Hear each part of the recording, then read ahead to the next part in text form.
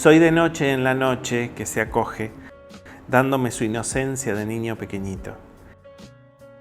Necesito encontrarme enorme, pura, y acomodo mi paso al de la noche, porque en su silenciosa oscuridad todo es más alto y limpio. ¿Qué busco en medio de la noche? A mí misma tal vez, a una dulzura quieta y transparente, a un corazón rozando los espinos.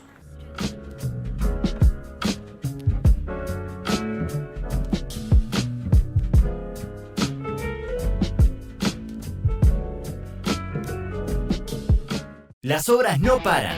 Los vecinos de Camino Viejo ya disfrutan la transformación del barrio. En Los Hornos los trabajos avanzan a paso firme, al igual que en Yapeyú, La Ranita, San Agustín y Loyola. Mirá todo lo que estamos haciendo en santafeciudad.gov.ar. Estamos cumpliendo. Estamos haciendo una ciudad mejor. Municipalidad de Santa Fe Capital. Logramos, a pesar de tiempos tan particulares, avanzar en consolidar una institución de puertas abiertas con un consejo más abierto, más transparente y más participativo. Mirá todo lo que hicimos en www.consejosantafe.gov.ar.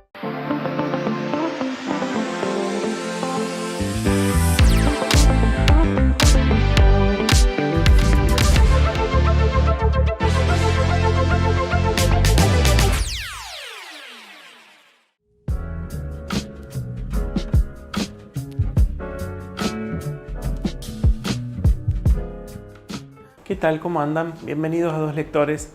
Hoy me reúno con gente de Entre Ríos, dos tipos que están trabajando muy bien en la literatura entrerriana. En cierta medida rearmando lo que ya fue, reeditando lo que ya fue editado hace mucho y justamente, tomando fuerzas como editorial para publicar lo nuevo. Estoy con Lucas Mercado y con Matías Armándola de la editorial Azogue. ¿Cómo andan, chicos? Bienvenidos a Dos Lectores. Todo bien, ahí estamos. Los conocí de casualidad en una muestra que se hizo en el Mercado Progreso y la verdad que me encantó la edición que tienen y me encantó la propuesta editorial que ahora ellos les van a contar a ver qué se está usando en tierras entrerrianas. Paranaenses. Le agregamos un puntito más. Está. ¿Cómo surge Azogue, Lucas? Y Azogue surge en el año 2018. Yo provengo de las artes visuales y desde comienzo de los 2000, a través de lo que eran los fanzines, las historietas, esa manera de circulación de la obra, fue que me fui involucrando en el universo de la obra impresa, digamos, llevándolo a ese terreno. Y bueno, de alguna manera con el tiempo seguí trabajando en proyectos así, de autoedición, de proyectos colectivos de edición, principalmente en Paraná, pero también, digamos, con algunos cruces en otros lados y también cruzando disciplinas, digamos, en esto de las artes visuales, artistas visuales que escriben, poetas que dibujan. Bueno, hay en esa mixtura que creo que fue una época y que sigue existiendo, se sigue produciendo, digamos,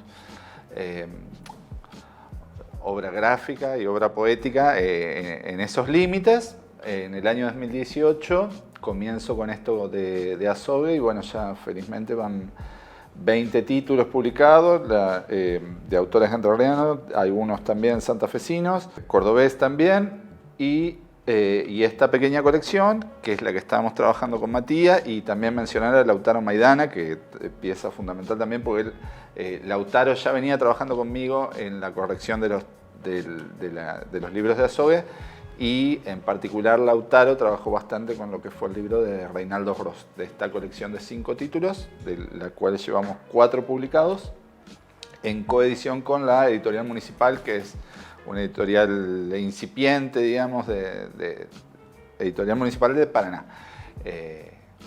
ya llevamos 4, está uno previsto para este año, el 5º de la colección.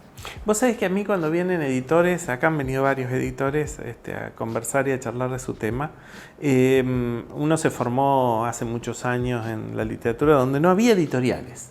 O sea, la editorial era como un tema muy lejano, era, qué sé yo, tenías que hablar de editoriales en Buenos Aires muy grandes. Y ahora, a partir de este nuevo siglo, del siglo XXI, es como que hay una eclosión de editorial. ¿Qué es digamos, es difícil llevar adelante una editorial? ¿Es difícil elegir temas? ¿Es difícil sostenerla? Mira, es un trabajo que uno hace de hormiga, pero también de entendimiento de cuál es el rol de uno. Por ahí te llega, ¿cuánto me sale imprimir y no es lo mismo, digamos, no es lo mismo una editorial que una imprenta, si bien hay editoriales que tienen su propia imprenta, son dos tareas diferentes, digamos. Y Azogue en particular se sostiene de la venta de los libros. En algunas circunstancias se consiguen, digamos, algún fondo que permita que acompañe la publicación, pero estamos abocados principalmente a que el libro circule y que tenga una calidad que puede estar en una librería de Paraná, donde va a ir el pariente del autor, como puede estar en cualquier librería de cualquier lado, con la misma calidad, con el mismo nivel y con un precio también razonable. En ese sentido, y de lo que vos decís, me parece que hay ciertos costos que han ido no bajando, pero se han flexibilizado de alguna manera que permiten que uno pueda ir haciendo tiradas más pequeñas, bueno, cuando corresponde hacer tiradas más grandes, son posibles las reimpresiones. ¿Se da el batacazo editorial? ¿Se produce, o ustedes lo tuvieron, o se puede dar, qué sé yo, por ahí te encontrás, digo un disparate, pero te encontrás una novela como Rayuela o como 100 años de soledad que vende un montón de cosas, vende una enormidad? En la actualidad se dan esos hechos concretos en donde la gente dice, bueno, este es un autor que tiene repercusión, que gusta, que interesa. Mira, a la escala de unos, sí. Bien. En el buen sentido, digamos, en un sentido positivo o propositivo. Por ahí uno a veces a un título tenía una expectativa mediana y bueno, y de golpe llegó a más lectores de lo que uno esperaba. Y bueno, y eso está buenísimo. Superar la propia expectativa. También es ser consciente de cuáles las capacidades productivas de uno y bueno, en base a eso, digamos, es superarse en la medida que uno puso la vara donde corresponde y bueno, y a partir de eso ir creciendo.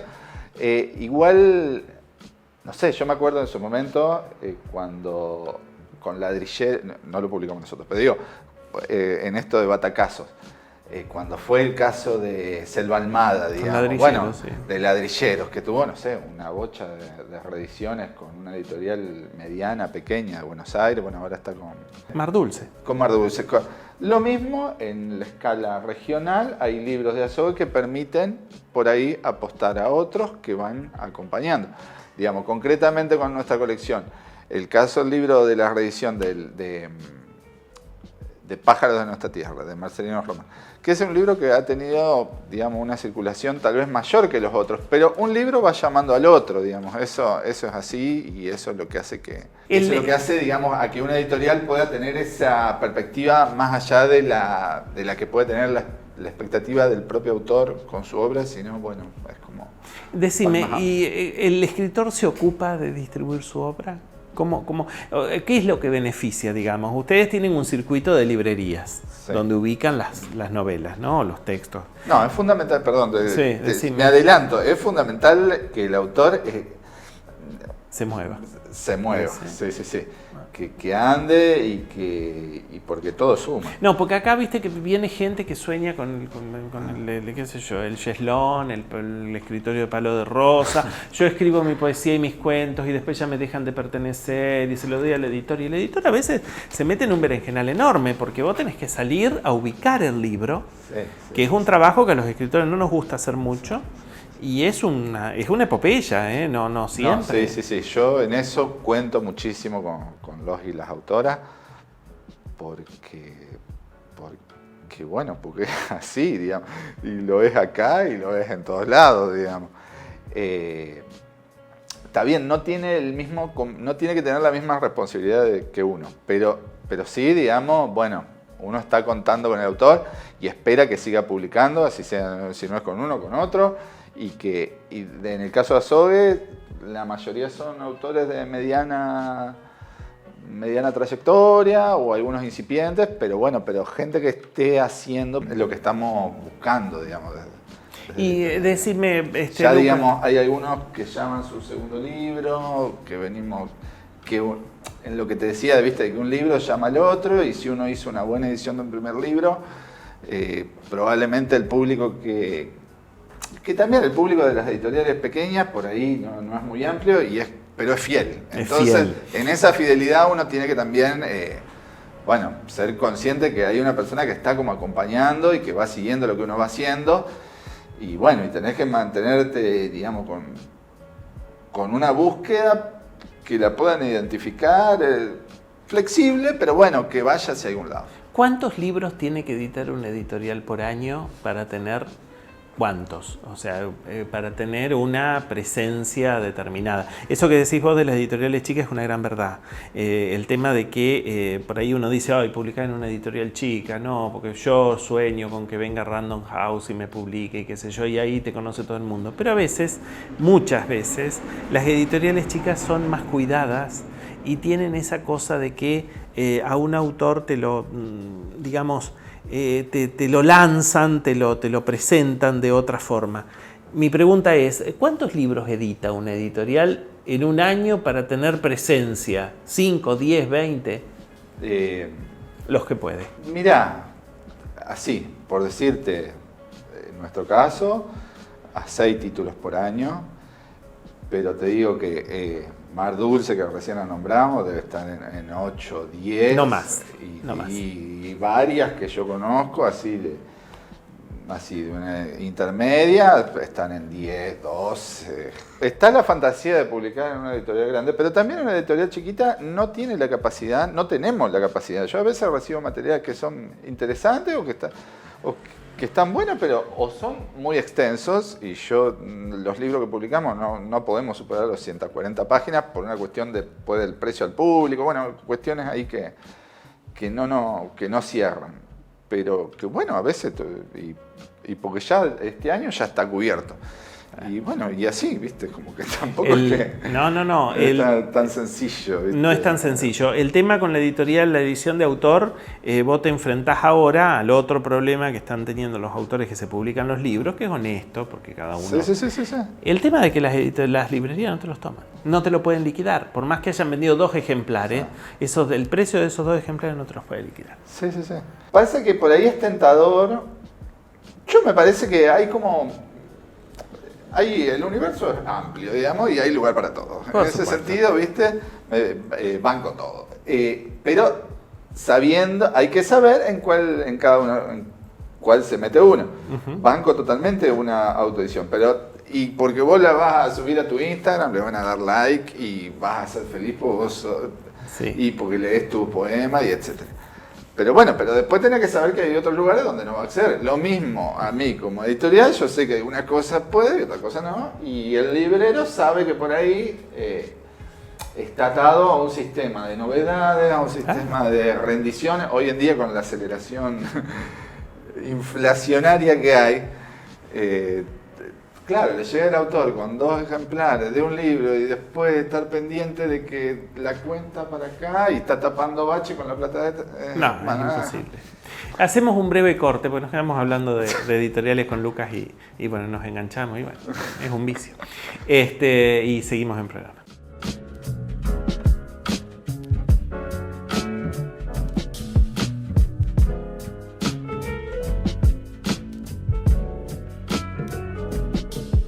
Las obras no paran.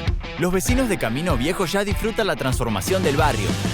En Los Hornos los trabajos avanzan a paso firme, al igual que en Yapeyú, La Ranita, San Agustín y Loyola.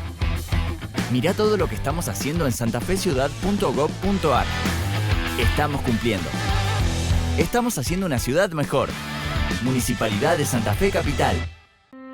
Logramos, a pesar de tiempos tan particulares, avanzar en consolidar una institución de puertas abiertas con un consejo más abierto, más transparente y más participativo. Mirá todo lo que hicimos en www.consejosantafe.gov.ar.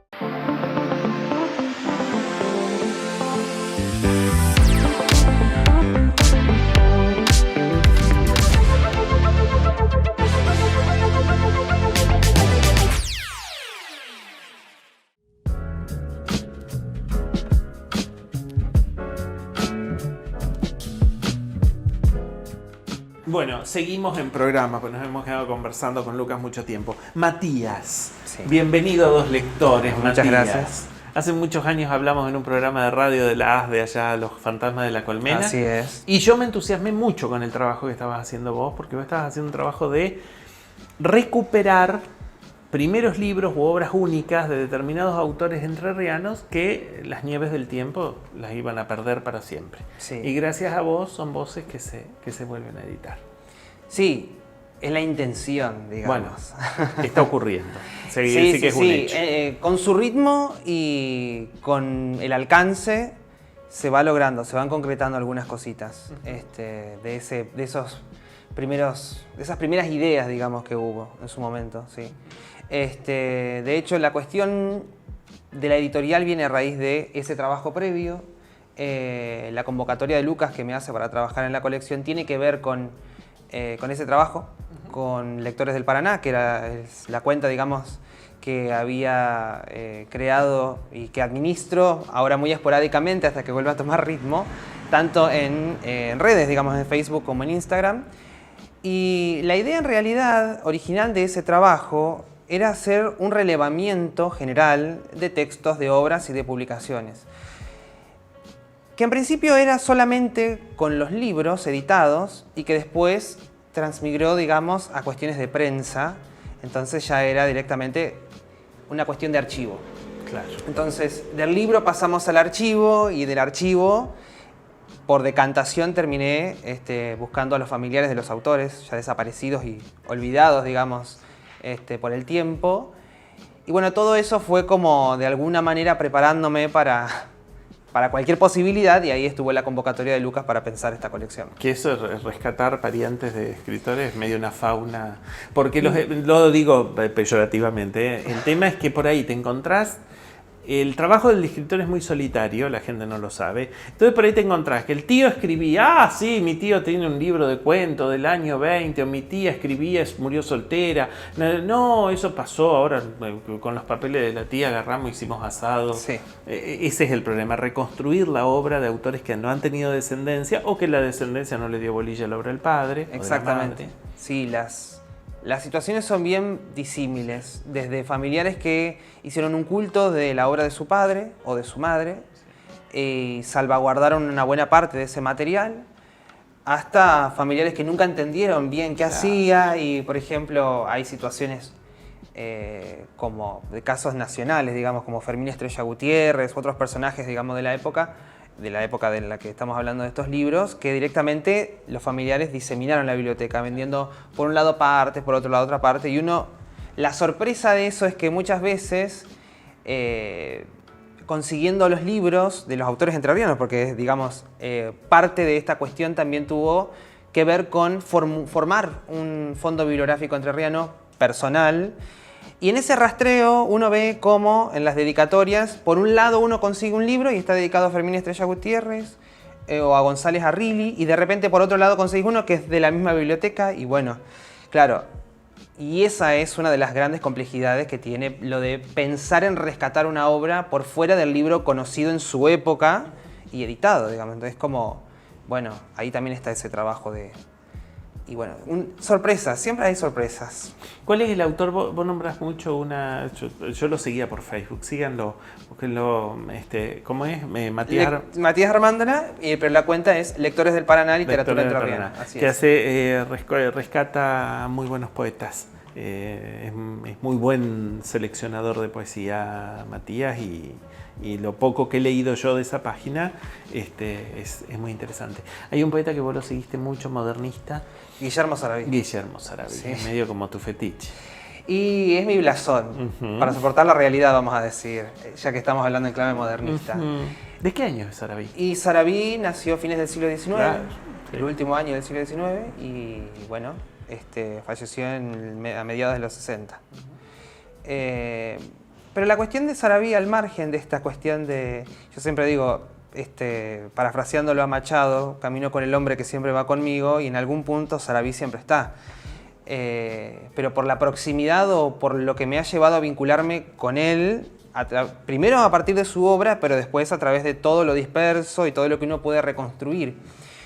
Pero lo interesante de pensar a Sarabí, y sobre todo para mirar esta colección, es que en algún punto no se condice con lo que hoy se ha establecido como en una suerte de centralidad orticiana, vamos a decir. O en todo caso, plantea la posibilidad de una apertura mayor. ¿Qué quiero decir con esto? Que mucho de lo que se ha legitimado históricamente, sobre todo con un soporte desde la academia, desde ya, y en consecuencia con lo editorial, es que se ha creado como un circuito de edición de autores entrerrianos, en un circuito mayor, que tiende a reproducir siempre las mismas obras que son muy próximas en algún punto, que tienen muchos puntos de contacto. Que se tocan, sí. Entonces, en consecuencia, mucha de la obra contemporánea, anterior o posterior, queda como muy marginada y no hay un trabajo. Quizá también se genera como cierta pereza de búsqueda cuando hay como una estructura base, ¿no? Entonces, la idea de esta colección, que de hecho, para ligarlo también con la cuestión de Sarabí, es justamente de pensar esa posibilidad. Lo que pasa es que hay autores que opacan a otros. Nosotros en Santa Fe tenemos el problema Saer. Sí. O sea, Saer es tan fuerte, tiene una presencia literaria tan imponente y tiene tanta trascendencia que, por ejemplo, olvidamos otros autores que publicaron en la época de Saer. Claro. No sé si mejores o peores, bueno, no estamos haciendo categorización ni calidad, pero mucha gente que estaba alrededor de Saer en ese momento y que eran escritores legibles, escritores buenos, se pierden. Ustedes tienen el drama Ortiz. Sí, que en algún punto se podría decir, como es una cuestión de orden... El drama Ortiz, mirá vos qué dramático estamos. El drama Porque Ortiz. sí, Hay una sensibilidad muy grande, digamos, para tocar estos temas desde ese lugar. Pero es como que en algún punto lo hemos decidido así, como comunidad de lectores. Entonces, es también complejo plantear esta pequeña batalla, digamos, ¿no? Y pienso yo, o considero yo, según la revisión, el permanente contacto entre una obra y otra, en el diálogo que uno puede establecer, que sí, Sarabí tiene ese condimento como para pensar en esa posibilidad. Y de hecho, un poco estas obras fueron pensadas desde ese lugar. Ya había, previamente al trabajo con Lucas, un trabajo previo de mi parte en relación a esto. Entonces es como que todo se da en función de la concreción de eso. Y curiosamente, el nombre de la colección está tomado de un verso de Ortiz, que también es interesante de todas maneras, como para pensar, bueno, se lo menciona, pero no se trata de él. Entonces es como también planteamos una interrelación, una red de relaciones, que yo creo que ahí está la verdadera riqueza, la de pensar una comunidad de escritores en su época. Contame algunos autores que hayan reeditado ahora en Azogue. Bueno, se reeditó La Huerta Azul de Reinaldo Ross, que es un libro el único libro publicado por su autor. Es un autor cuya obra poética se desconoce. Se editó una antología en los años 90 por la Eduner, pero el grueso de la obra y el resto de las prosas, digamos, incluso la correspondencia, es algo que quedó... que un poco los registros lo perdieron y es medio complicado dar con el paradero de las cosas. Sé que es posible de todas maneras. Ya tengo trabajo de campo, digamos. Sé seguir los indicios. También se publicó Comarca Nodriza de María Ruth Fischer. Que leímos un poema en el comienzo del programa. Y es el segundo libro de la autora, también es el último libro que ella publicó, año 53. Y ella siguió escribiendo y hay alrededor de 9, 10 libros aproximadamente que quedaron sin edición. De hecho, lo mejor de María Ruth Fischer todavía no se conoce y es muy interesante lo que hay ahí, sobre todo en relación al orticiano, ya que lo hablamos.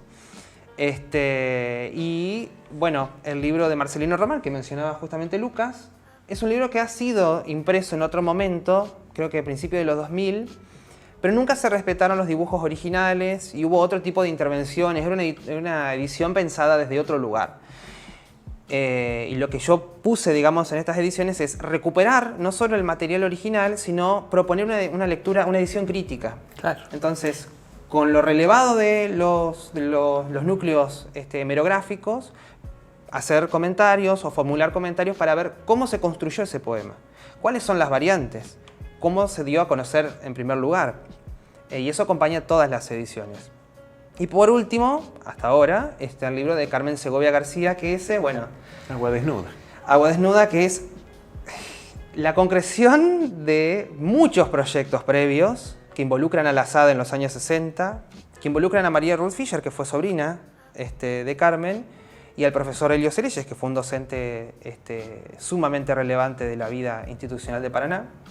Que publicó poco. Publicó poco, O sí. no publicó nada ella en vida. Ella no publicó nada. Claro. Publicó en prensa, se dieron a conocer textos en prensa, pero la obra de Carmen no se dio a conocer. Se comentó siempre mucho por la frecuencia o el alcance que tenían sus publicaciones en la época. Carmen es una autora que incluso fue publicada, por ejemplo, en República Dominicana. Bueno, tiene esa vinculación. Pero en simultáneo con la desaparición física de ella, deviene el silencio, al hecho justo mismo de que ella no haber publicado en vida. Entonces, esta edición lo que hace es recuperar una idea de lo que hubiera sido el libro en una época determinada. Bueno, yo les digo a la gente, están haciendo un trabajo muy piola la gente de Azogue. La verdad que es un trabajo muy piola y aunque ellos digan que no, porque son muy tímidos y pues son chicos muy recatados y muy burgueses, están haciendo un trabajo de enorme generosidad hacia la literatura entrerriana. Los escritores a veces nos enfrentamos con que no hay posibilidades de publicar, que no hay plata, que no se prioriza determinados autores. Y bueno, hay muchos autores que tienen un libro publicado, 2 libros publicados y tienen enorme cantidad de textos inéditos. Así que lo que están haciendo los chicos es muy interesante, es un trabajo verdaderamente de hormiga, darle voces hacer pública obra de autores que fueron verdaderamente relevantes y que hacen a la cultura zonal. Nosotros no somos Buenos Aires, no somos Córdoba, somos nuestros autores, somos nuestro lugar, somos nuestro espacio. Así lo es Paraná, así lo es Santa Fe. Yo les quiero agradecer que hayan estado, la verdad que se nos voló el programa. Las puertas de Dos Lectores están siempre abiertas para que ustedes vengan cuando quieran. Tienen que levantar el tubo y decir, Miguel, queremos ir a hablar, y yo los voy a recibir con mucho cariño. No se olviden de la obra de Nelly D'Allegro, que fue socia de ASDE y que es una poeta bestial.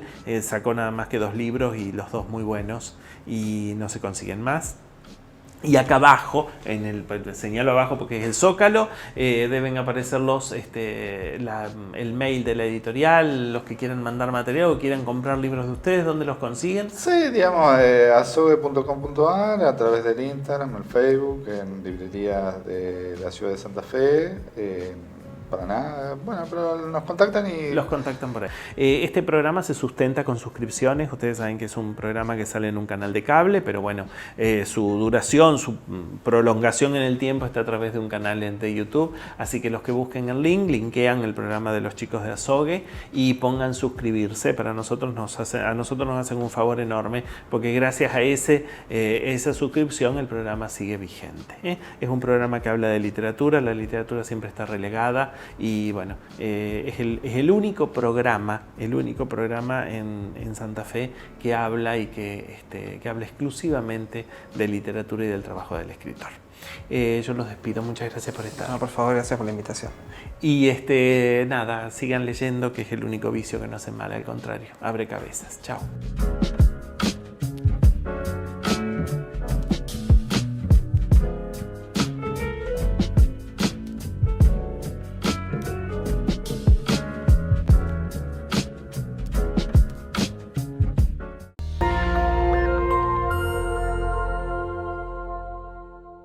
El mejor nivel de ballet internacional en una gana imperdible. Las Estrellas del Colón. Sábado 10 de junio, 21 horas. Teatro Luz y Fuerza. Entradas en Ticketway. Única función.